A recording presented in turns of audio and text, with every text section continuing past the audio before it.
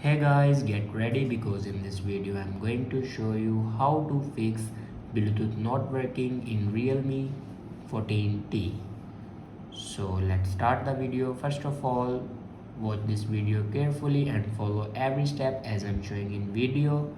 So swipe down to your control center and then here you can turn on or off your Bluetooth. After turn on or off your Bluetooth, then go back and open settings.